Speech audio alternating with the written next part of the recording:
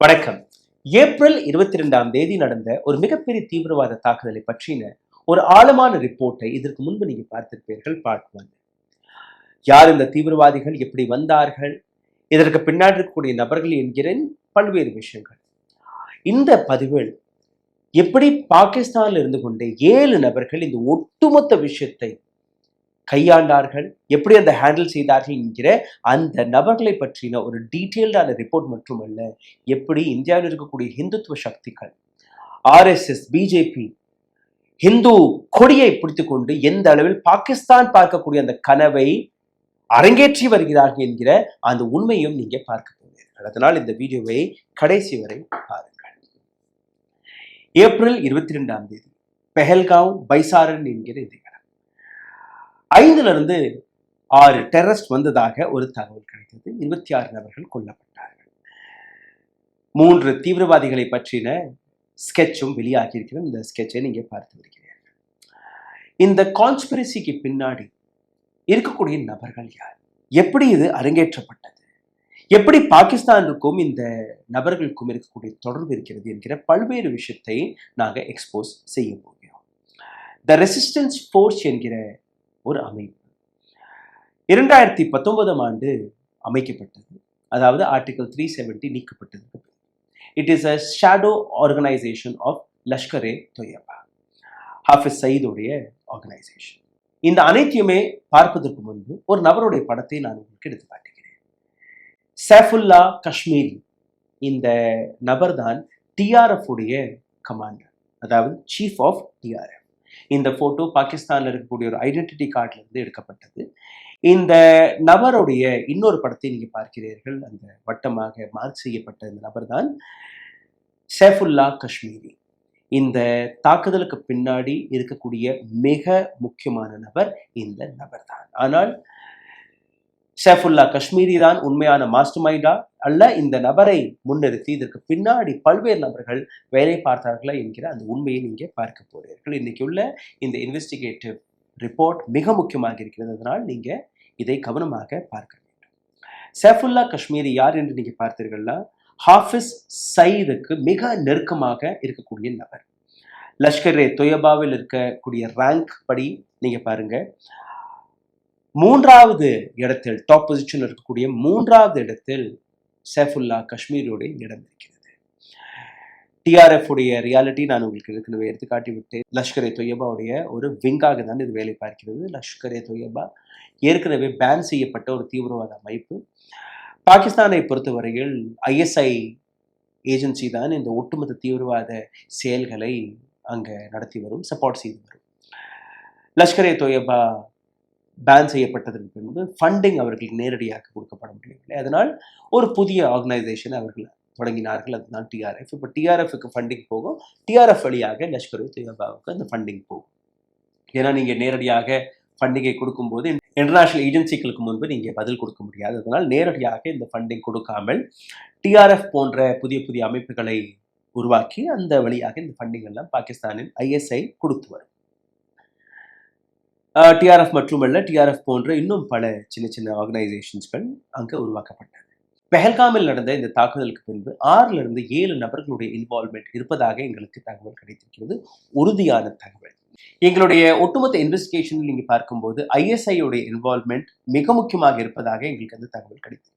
ISI பாகிஸ்தானை சார்ந்த ஒரு இன்டெலிஜென்ஸ் ஏஜென்சி மட்டுமல்ல, பாகிஸ்தான் இராணுவத்தை விட ஒரு மிகப்பெரிய பவர் கொண்ட ஒரு அமைப்பு. யாரை எப்படி வேணாலும் தூக்கலாம், கொல்லலாம், கைது செய்யலாம் என்கிற அனைத்து பவருமே இவர்கள் கையில் இருக்கிறது. இந்தியாவில் இருக்கக்கூடிய ராவுக்கு அந்த பவர் கிடையாது. வெளிநாட்டில் அவர்கள் வேலை பார்ப்பார்கள். ஆனால் இந்தியாவிற்குள் இது போன்ற பவர் அவர்களுக்கு கிடையாது. இன்னொரு பக்கம் நீங்க பார்த்தீர்கள்னா, பாகிஸ்தான் ஆர்மி சீஃப் யாராக வந்தால் கூட அதற்கு முன்பு நீங்க பார்த்தீர்கள், அவர் ISI சீஃபாக இருந்துதான் பாகிஸ்தான் இராணுவத்துடைய சீஃபாக பதவி எடுப்பார். இந்த ஒட்டுமொத்த விஷயத்தை ஒவ்வொன்றாக பார்ப்பதற்கு முன்பு 2018 நடந்த ஒவ்வொரு விஷயத்தையும் நீங்க பார்க்க வேண்டும். 2018 ஒரு டெரரிஸ்ட் அட்டாக் நடக்குது. Sajawan camp Kashmir, Jaish Mohammed led by Maulana Masood Azhar. Part 1 இதே மௌலானா மசூத் அஸ்ஹரை பற்றி நான் உங்களுக்கு எடுத்து காட்டியிருக்கிறேன். மியா முஜாஹித்தீன் என்கிற இந்த நபர் அந்த ஜெய்ஷே முகமதுடைய கமாண்டர் இன் சீஃப் பிப்ரவரி 10, 2018 ஒரு மிகப்பெரிய தாக்குதலை நடத்துகிறார். மியா முஜாஹித்தீன் என்கிற இந்த நபருக்கும் சைஃபுல்லா காஷ்மீரி என்கிற இந்த நபருக்கும் 2 பேருக்கும் இருக்கக்கூடிய இந்த ரேங்கிங் ஒரே விதமான ரேங்கிங். ஜெய்ஷே முகமதில் அவர் 3வது இடத்தில் இருந்தால், லஷ்கர் தொய்யபாவில் சைஃபுல்லா காஷ்மீரி 3வது இடத்தில் இருக்கிறார். டிஆர்எஃப் என்கிற இந்த ஆர்கனைசேஷனில் சைஃபுல்லா காஷ்மீரி சீஃபாக இருக்கும்போது மியா முஜாஹிதீன் வாஸ் ஜஸ்ட் அ பான், ஒரு ஒரு ஒரு காய் மற்றும் தான். எப்படி நீங்க பாருங்க, real mastermind for this 2018 attack was brigadier Aamir Hamza. அப்போ இருந்த பாகிஸ்தான் இந்தியா டெஸ்க் உடைய சீஃப். இவருடைய ரிட்டையர்மெண்ட்டுக்கு பின்பு திடீர் என்று ஒரு தாக்குதல், தீவிரவாத தாக்குதலில் இவர் சுட்டுக் கொல்லப்படுகிறார். எப்படி சுட்டுக் கொல்லப்பட்டார், யார் கொன்றார் என்கிற எந்த விஷயமும் இதுவரை தெரிய வரவில்லை. பிரிகேடியர் ஆமிர் ஹம்சா உடைய மறைவிற்கு பின்பு இந்தியா டெஸ்கை பார்க்கக்கூடிய, அதாவது ஒவ்வொரு நாட்டை பற்றி பார்ப்பதற்காக ஒவ்வொரு இராணுவத்திலுமே ஒரு தலைமை அதிகாரி இருப்பார். முக்கியமாக பார்டர் ஏரியாக்களில். இப்போ இந்தியாவில் பாகிஸ்தானுக்கு ஒரு டீம் இருக்கும், சைனாவிற்கு ஒரு டீம் இருக்கும், ஸ்ரீலங்காவிற்காக ஒரு டீம் இருக்கும். அதே போன்று பாகிஸ்தானில் இருக்கக்கூடிய ஐஎஸ்ஐ, அங்கே இருக்கக்கூடிய இராணுவத்தில் இந்தியா டெஸ்கை பார்ப்பதற்கு ஒரு நபரை அமைப்பார்கள். இதுக்கு முன்பு நீங்க பார்த்தீர்கள்னா, இந்தியா டெஸ்கை பார்க்கக்கூடிய நபர் யார் என்கிற அந்த அடையாளம் எல்லாருக்குமே தெரியும். ஆனால் இவருடைய மரணத்திற்கு பின்பு யார் இந்தியா டெஸ்கை பார்க்க போகிறார்கள் என்கிற அந்த அடையாளத்தை, அந்த நபருடைய படத்தையோ அவருடைய இன்ஃபர்மேஷன் எதையுமே லீக் செய்ய மாட்டார்கள். அதுதான் இப்ப அங்க நடக்கிறது. ஆமிர் ஹம்சா 24 ஜூன் 2017 சுட்டுக் கொல்லப்பட்டதற்கு பின்பு இப்போ புதிய கமாண்டர் அங்க பிரிகேடியர் காலித் ஷெஹசாத் என்கிற நபர் பதவியேற்றிருக்கிறார். இதில் நீங்க பார்க்கக்கூடிய இந்த போட்டோ ஏஐ வழியாக ஜென்ரேட் செய்யப்பட்ட படம். இது உண்மையான படம் கிடையாது. Terrorist organisation just like Lashkar Taiba, Jaish Mohammed or D company யாராக இருந்தாலுமே பாகிஸ்தான் இராணுவத்தை அவர்களுடைய சப்போர்ட் இல்லாமல் அவர்களால் அங்க இயங்க முடியாது. பிரிகேடியர் காலித் ஷஹசாதிற்கு ஒரு ஆர்டர் கொடுக்கப்பட்டது. அதாவது ஆர்டிகல் 370 நீக்கப்பட்டதுக்கு பின் எப்படி காஷ்மீரில் இன்னும் அமைதி அப்படியே இருக்கிறது, எந்த விதமான கலவரமும் அங்க நடக்கவில்லை, எப்படி அங்க இருக்கக்கூடிய இளைஞர்கள் அரசாங்கத்தை பார்த்து எந்த விதமான கேள்வியும் கேட்க மாட்டேங்கிறார்கள், ஸ்டேட்ஹுட் போய் இன்னைக்கு அங்க யூனியன் டெரிட்டரியாக மாற்றப்பட்டதற்கு பின்பு கூட ஏன் எந்த விதமான ஸ்டோன் பெல்டிங்கும் நடக்கவில்லை என்கிற பல்வேறு விஷயத்தை பார்த்து பாகிஸ்தான், அங்க இருக்கக்கூடிய இராணுவம், ஐஎஸ்ஐ அனைவருக்குமே ஒரு பிரச்சனை இருந்திருக்கிறது. இன்னும் சொல்ல போனால் பாகிஸ்தான் நினைக்கும்படி காஷ்மீரை உடைக்க முடியவில்லை. காஷ்மீரில் இருக்கக்கூடிய இளைஞர்களுக்கு வேலை வாய்ப்பு கிடைக்க தொடங்கிவிட்டது. டூரிசம் அங்கே அதிகரிக்க தொடங்கிவிட்டது. மக்கள் அங்கே சாதாரணமாக வரப்போக தொடங்கிவிட்டார்கள். இதை பொறுத்து கொள்ள முடியாத பாகிஸ்தான் இந்த ஒட்டுமொத்த பிளாட்டையும் நடத்தியிருக்கிறது. பிரிகேடியர் காலித் ஷெஹசாதிற்கு ஒரு பிரஷர், அதாவது இந்தியா டெஸ்கை பார்க்கக்கூடிய இந்த அதிகாரி அங்கே ஏதாவது தீவிரவாத தாக்குதலை செய்ய வேண்டும் என்கிற ஒரு விஷயம். அடுத்தபடியாக நீங்க பார்த்தீர்கள்னா, அதாவது இந்தியா டெஸ்கை பார்க்கக்கூடிய மேஜர் ஆஃப் பார்க் ஆர்மி, அவர் ஹாஃபிஸ் சயீதை தொடர்பு வைக்கிறார், லஷ்கர் தொய்யபாவுடைய ஹெட். ஹாஃபிஸ் சயீதிடம் இந்த விஷயத்தை எடுத்து வைக்கும்போது, அதாவது காஷ்மீரில் ஏதாவது செய்ய வேண்டும், அங்கே அமைதி திரும்பிவிட்டது, அங்கே இருக்கக்கூடிய இளைஞர்கள் பாகிஸ்தானை நம்ப மறுத்து வருகிறார்கள் என்கிற விஷயத்தை பேசியவுடன் ஹாஃபிஸ் சயீத் அதற்கு ஒத்துக்கொண்டிருக்கிறார். எஸ், இங்கே இந்த தீவிரவாத தாக்குதலை பிளான் செய்யலாம் என்று. ஹாஃபிஸ் சயீத் நேரடியாக இந்த வேலையை பார்க்க முடியாத பட்சத்தில், அதாவது லஷ்கரே தொய்யபா இந்த வேலையை பார்க்க முடியாத பட்சத்தில் டிஆர்எஃப் என்கிற இன்னொரு ஆர்கனைசேஷன், அதான் த ரெசிஸ்டன்ட் ஃபோர்ஸ் என்கிற அமைப்பு, அதன் ஹெட்டான சைஃபுல்லா காஷ்மீரியை அவர் தொடர்பு கொண்டு இந்த விஷயத்தை பற்றி இன்னும் ஆழமாக டிஸ்கஸ் செய்திருக்கிறார்கள். சைஃபுல்லா காஷ்மீரி ஹாஃபிஸ் சயீத் கூறியபடி 20 நபர்கள் எங்கள்கிட்ட தயாராக இருக்கிறார்கள், அதாவது தீவிரவாதிகளை நாங்கள் தயார் செய்துவிட்டோம், ட்ரைனிங் எல்லாம் முடிஞ்சிருச்சு. இப்போ ஹாஃபிஸ் சயீத் மற்றும் சைஃபுல்லா காஷ்மீரி 2 பேருமே இந்த 20 நபர்களை கூட்டி மேஜர் ஆஃப் பாக் ஆர்மி அங்கே கூட்டி சென்றிருக்கிறார்கள். இந்த மாதிரி 20 பேர் தயாராக இருக்கிறார்கள், நீங்கள் பாருங்கள் யாரை அனுப்பலாம் இந்த வேலைக்கு. இந்த 20 பேரை பார்த்த மேஜர் இதில் இவர்களுடைய மெடிக்கல் டெஸ்ட் எல்லாம் விடுங்க என்று சொல்லியிருக்காரு. மெடிக்கல் டெஸ்ட் எடுத்து பார்க்கும்போது 10 பேர் ஃபிட்டாக இருக்கிறார்கள், 10 பேர் கொஞ்சம் இன்னும் ட்ரைனிங் தேவைப்படுது, இவர்கள் அப்புறம் பயன்படுத்திக்கலாம், இந்த 10 பேருக்கு மட்டும் அடுத்த லெவல் ஆஃப் ட்ரைனிங் கொடுங்க. அந்த 10 பேரை நீங்கள் பார்த்தீர்கள் 2ஆக பிரித்து 5 பேர் 5 பேராக பிரித்து அதில் அவர்களுக்கு ஃபர்தர் ட்ரைனிங் கொடுக்கப்பட்டது. அதிலிருந்து ஒரு டீம் தான் இந்தியாவிற்கு வந்தது. அதில் 3 நபர்கள் பாகிஸ்தானை சார்ந்த தீவிரவாதிகள் 2 பேர். காஷ்மீர்லேருந்து 2018ஆம் ஆண்டு பாகிஸ்தான் சென்று லஷ்கர்-இ தொய்யபா, அதுக்கப்புறம் டிஆர்எஃப் இடம் ட்ரைனிங் எடுத்து அங்கே இருக்கக்கூடிய இராணுவ மேஜர்ஸ்களிடம் ட்ரைனிங் எடுத்துக்கொண்டு திரும்பி 2024ஆம் ஆண்டு இந்திய எல்லைக்குள் வந்தது. சனிக்கிழமை என்று நாங்கள் எடுத்துக்காட்டிய ஒரு இன்வெஸ்டிகேட்டிவ் ரிப்போர்ட்டில் இங்கே பார்ப்பீர்கள். அக்டோபர் மாதம் வெளிவந்த அந்த ரிப்போர்ட்டிலேயே 125க்கும் மேற்பட்ட தீவிரவாதிகள் இந்த எல்லைக்குள் இருந்ததாகவும், இவர்கள் பயன்படுத்தக்கூடிய ஆயுதங்கள், இவர்கள் கையில் இருக்கக்கூடிய கம்யூனிகேஷன் டிவைஸ் அனைத்தையும் பற்றி நாங்கள் விளக்கியிருந்தோம். இப்போ இந்த 20 பேர்லேருந்து 5 பேர் தேர்வு செய்யப்பட்டு இந்தியாவிற்கு அனுப்புவதற்காக அந்த அனைத்து பிராக்டிஸுமே நடந்துவிட்டது. இந்தியா டெஸ்க் பிரிகேடியர் காலித் ஷெஹசாதோட அப்ரூவல் கிடைத்துவிட்டது. அதன்படி ஹாஃபிஸ் சயீத் மற்றும் காஷ்மீரி 2 பேருமே இதற்கான அனைத்து வேலையுமே பார்த்து விட்டார்கள். 5 நபர்கள் தேர்வு செய்யப்பட்டது. இப்போ அடுத்த level major of Pak army, அவருடைய அப்ரூவல் கிடைத்து விட்டது. அதுக்கப்புறம் ஹாஃபிஸ் சயீத் மற்றும் சைஃபுல்லா காஷ்மீரியுடைய டீம் 5 நபர்களை செலக்ட் செய்து எடுத்து காட்டி விட்டார்கள். இந்த விஷயம் பிரிகேடியர் காலித், அதாவது இந்தியா டெஸ்குடைய ஹெட், இவருடைய அப்ரூவலும் கிடைத்து விட்டது. இதற்கப்புறம் அடுத்த மூவ் பிளான் எப்படி எக்ஸிக்யூட் பண்ண போறீர்கள், இது எக்ஸிக்யூட் ஆகுமா ஆகாதா, சக்ஸஸ் ரேட் என்ன, இதில் இருக்கக்கூடிய சேலஞ்சஸ் என்ன என்கிற பல்வேறு விஷயங்களுக்கான ஒரு ரிப்போர்ட் ஐஎஸ்ஐ சீஃப் அவரிடம் போகுது. பிரிகேடியர் காலித் ஷெஹசாத், இதற்கு முன்னாடி இருந்த ஆர்மி சீஃபை நீக்கிவிட்டார்கள், ஹாஃபிஸ் சயீதை நீக்கிவிட்டார்கள், காஷ்மீரியை நீக்கிவிட்டார்கள். இப்போ பிரிகேடியர் காலித் ஷெஹசாத் நேரடியாக ஐஎஸ்ஐயோடைய சீஃபை போய் சந்திக்கிறார். இதுதான் எங்களுடைய பிளான். இந்த பிளான்ல இவ்வளோ பாசிபிலிட்டிஸ் இருக்கு, இவ்வளோ சக்சஸ் ரேட் இருக்கிறது. அதே போன்று நீங்க பார்த்தீர்கள்ல ஐஎஸ்ஐ சீஃப் ஆசிம் மலிக் அதற்கான அப்ரூவலை கொடுக்கிறார். இந்த பிளான் சரியாக தான் இருக்கு, இதை நீங்க இம்ப்ளிமெண்ட் செய்யுங்கள் என்று. பிரிகேடியர் ஷெஹசாத் மற்றும் ஐஎஸ்ஐ சீஃப் உடைய இந்த அப்ரூவலுக்கு பின்பு பாகிஸ்தான் ஆர்மி சீஃப் ஆசிம் முனிர், இதுக்கு முன்னாடி நீங்க பார்த்தீர்கள்னா பாகிஸ்தானுடைய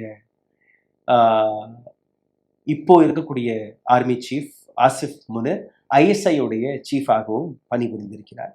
இப்போ அவர்தான் பாகிஸ்தானுடைய ஆர்மி சீஃபாக இருக்கிறார். அவரிடம் இந்த ஒட்டுமொத்த பிளானும் எக்ஸ்பிளைன் செய்யப்பட்டது, அவருடைய அப்ரூவலும் கிடைத்துவிட்டது. ஆனால் இந்த இடத்துல நீங்க பார்க்கிறீங்கன்னா மற்ற நாடுகள் போன்று இப்போ ஒரு நாட்டில் ஒரு தீவிரவாத தாக்குதல், மற்ற ஏதோ ஒரு இன்சிடென்ட் நாங்கள் செய்ய போறோம்னா அங்கே இருக்கக்கூடிய அரசாங்கத்தை நீங்க கண்ட்ரோலில் எடுப்பீர்கள், அரசாங்கத்தை கான்ஃபிடன்ஸில் எடுப்பீர்கள். ஆனால் பாகிஸ்தானை பொறுத்தவரையில் இதெல்லாம் நடக்காது. பாகிஸ்தான் ஐஎஸ்ஐ மற்றும் இராணுவ ஆர்மி சீஃப் நினைத்தால் அங்க இருக்கக்கூடிய அரசாங்கத்திற்கு அந்த தகவலை கொடுப்பார்கள், அல்ல கொடுக்காமல் இருப்பார்கள்.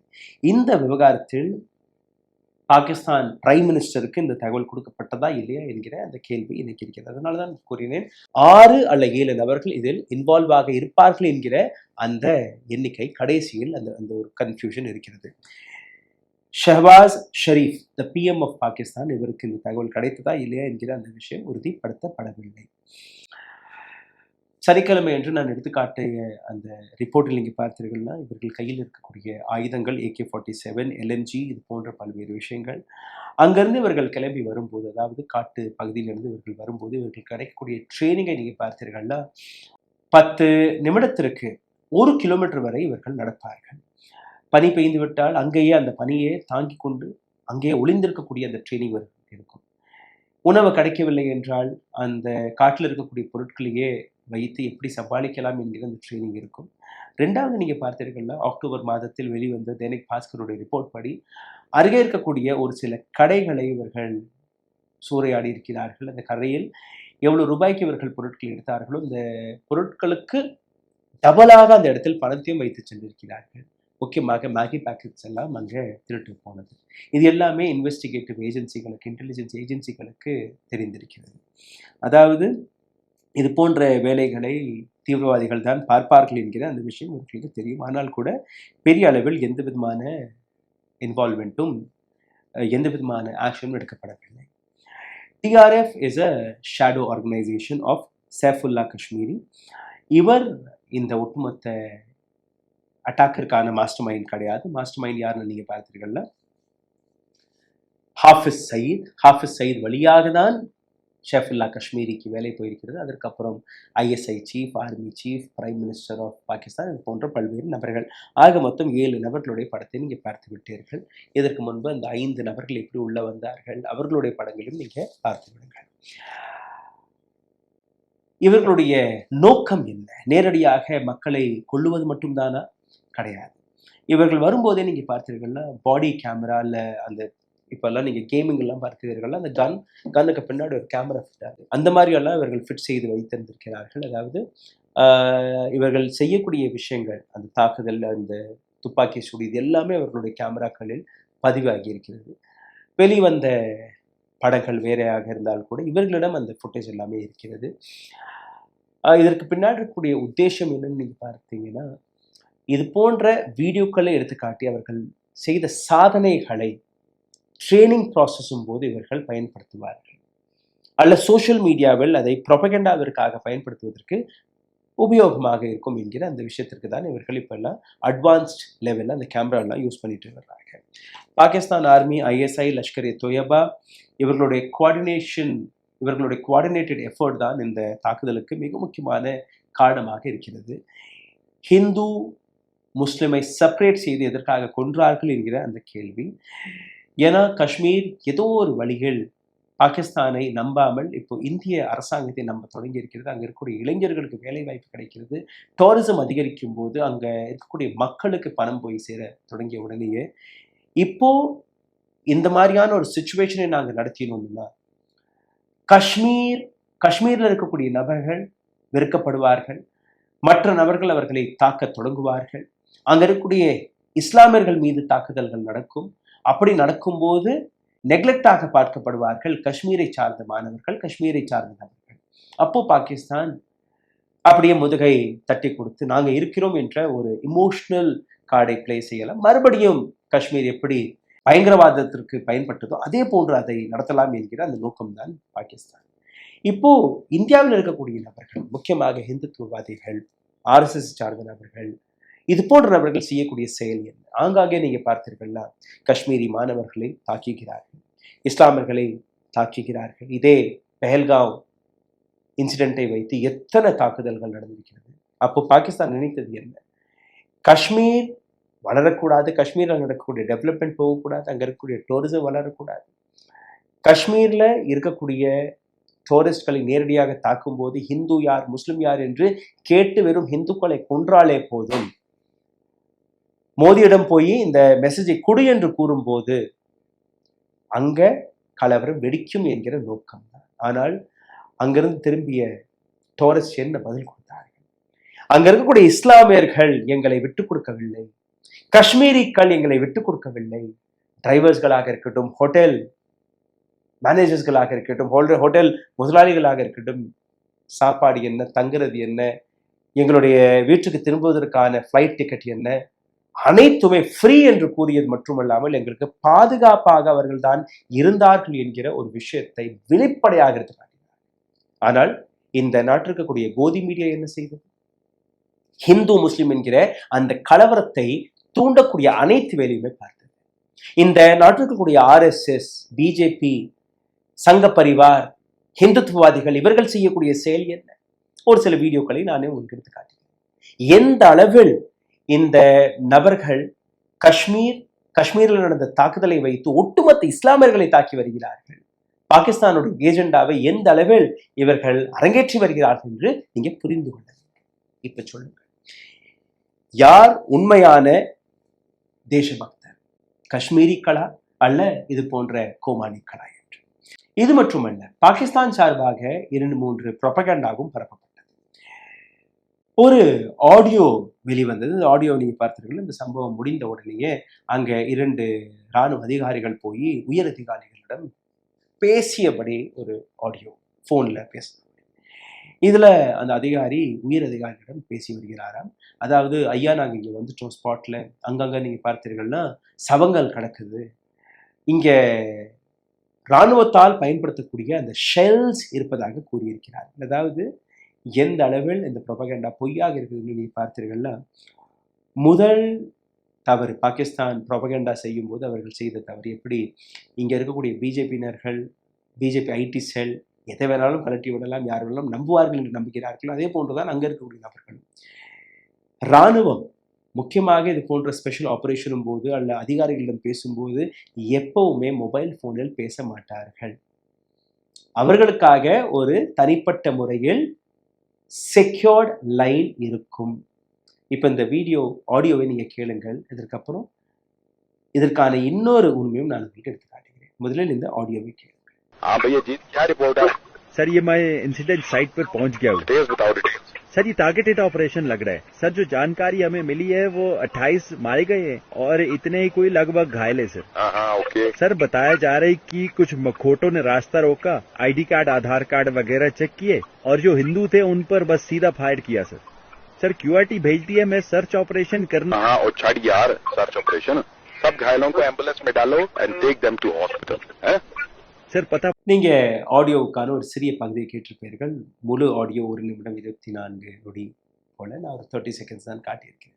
இதில் 2 பேருமே பேசும்போது நீங்கள் கவனிச்சீர்கள்னா இவர்களுடைய மொழி ஒரு பாகிஸ்தான் உருது மொழி போன்று தான் இருக்கிறது. அதாவது இவர்கள் இந்திய படையை சார்ந்த நபர்கள் கிடையாது என்கிறது உறுதிப்படுத்தப்படுகிறது. 2வது, this is not a secured line. Mobile ஃபோனில் பேசும்போது தான் நீங்கள் இதை ரெக்கார்ட் செய்யலாம். செக்யூர்ட் லைனில் எப்போவுமே உங்களால் ரெக்கார்ட் செய்ய முடியாது. 2வது, பாகிஸ்தானிடம் இந்திய செக்யூர்ட் லைன்ஸ்க்கான எந்த விதமான நெட்வொர்க்கும் கிடையாது. அதனால் அவர்கள் இந்த ஃபோனை ரெக்கார்டும் செய்திருக்க முடியாது. இந்த ஆடியோவில் நீங்கள் கேட்டீர்கள்னா அந்த ஷெல்ஸ், அதாவது துப்பாக்கி ஷெல்ஸ் அங்கே கடந்ததாக கூறியிருக்கிறார்கள்.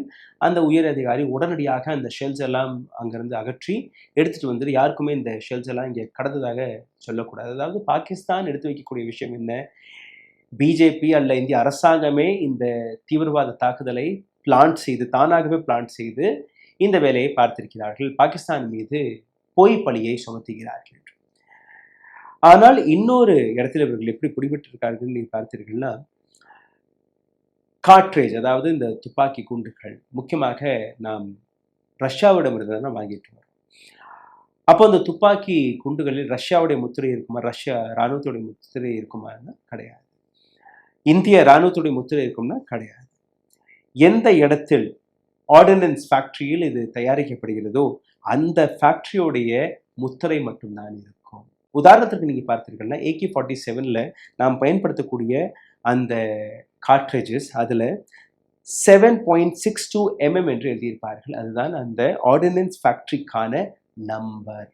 7.62 is the ordnance factory from where we source the cartridges for Indian Army. அப்போ 2 இடத்துலையுமே இவர்கள் பிடிபட்டு போனார்கள். இன்னொரு இடத்துல நீங்கள் பார்த்தீர்கள்னா இன்னொரு வீடியோ வெளிவந்தது. அதாவது இந்திய இராணுவ வீரர் போன்ற ஒரு நபர், இத்தனை வருடங்களாக நான் இராணுவத்திற்காக வேலை பார்க்கிறேன், இது உள்நாட்டிலிருந்தே நடந்த சதி என்று ஒரு வீடியோவை அவர் போட்டிருந்தார். மிகப்பெரிய அளவில் சோஷியல் மீடியாவில் வைரலாகவும் ஆனது. ஆனால் இதற்கான உண்மை நீங்கள் பார்த்தீர்கள்னா அவர் அணிந்திருக்கக்கூடிய அந்த யூனிஃபார்ம் 2022ஆம் ஆண்டு இந்த யூனிஃபார்ம் மாற்றப்பட்டது. புதிய யூனிஃபார்முக்கான அந்த ஃபோட்டோவை நீங்கள் பார்க்கிறீர்கள். இது பழைய யூனிஃபார்ம், புதிய யூனிஃபார்ம் இப்போ வேறே ஆகியிருக்கிறது. இந்த 2 அடையாளத்தையும் நான் உங்களுக்கு எடுத்து காட்டுகிறேன். அப்போது இந்த வீடியோவும் பாகிஸ்தானிலிருந்து ப்ரொபகண்டா வழியாக எடுக்கப்பட்ட ஒரு வீடியோ தான். இந்த வீடியோ உண்மை கிடையாது. இந்திய ஆர்மியும் இந்த நபர் இந்திய இராணுவத்தை சார்ந்த நபர் இல்லை என்கிற ஒரு உண்மையும் வெளிக்காட்டியிருக்கிறார்கள். இந்த நபரை பற்றின எந்த விதமான தகவலும் எங்கேயுமே கிடையாது என்கிற அந்த உண்மை மட்டுமல்லாமல் இவர் அணிந்திருக்கக்கூடிய அந்த யூனிஃபார்மும் பழைய யூனிஃபார்ம், புதிய யூனிஃபார்ம் இல்லை என்பது உண்மை தெரிய வந்திருக்கிறது. இப்போ சிந்தித்து பாருங்கள். 5 தீவிரவாதிகள் எப்படி கிளம்பினார்கள், எப்படி அந்த 5 தீவிரவாதிகளை 7 பாகிஸ்தானை சார்ந்த நபர்கள் இயக்கியிருக்கிறார்கள். அவர்களுடைய நோக்கம் இந்தியாவில் ஹிந்து முஸ்லிம் என்கிற கலவரத்தை மற்றும் தூண்டக்கூடாது, காஷ்மீரை இந்தியாவிலிருந்து துண்டாக்க வேண்டும் என்கிற அந்த நோக்கம் இருந்திருக்கிறது. அந்த நோக்கத்தில் காஷ்மீரை சார்ந்த ஒவ்வொரு நபரும் பாகிஸ்தான் பார்த்த கனவை அழித்து விட்டார்கள். ஆனால் இந்தியாவில் இருக்கக்கூடிய ஹிந்துத்துவவாதிகள் பாகிஸ்தான் பார்க்கக்கூடிய கனவை உண்மையாக்கி வருகிறார்கள். சிந்தித்து பாருங்கள். நன்றி, வணக்கம்.